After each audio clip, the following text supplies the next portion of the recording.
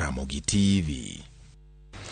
Kowuok e mago motend gi weche mag duoko maraput mane opuodhi kata yangi jatend piny mondo tim nonro ne Commissioner Irene Masit wadonjane weche motendre kod telo mar duond bura mar UDA. Kuku mar tend duond bura mar UDA National Executive Council loyiero gavana ma Embu Cecily Barire kaka jakom mar duond burano ka koro biro kawo kar Johnson Muthama. Senator machon ma Kakamega Cleophas Malala oyier kaka jagoro mar duond burano ka koro biro kawo kar Veronica Maina.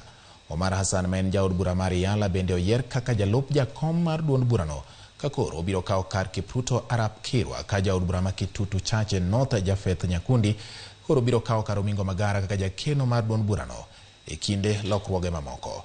Lokruoge gi otim bang' romo mane obangi gi tend UDA kaka achiel kuom yore mag jiwo chenro mag duond burano. Jotelo go dhi kawo apisego e yor kojolo ka girito yiero maduong' ma ibiro bagi e higani.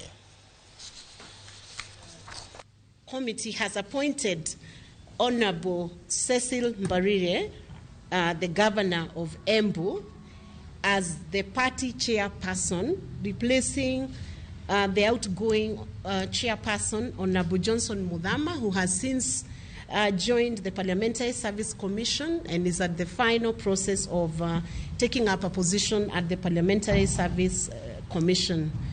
And in a further move to further strengthen the party, my position as a Secretary General will be taken over by Honorable Cleophas Malala. He has now the challenge as the new Secretary General to push the party to the next level.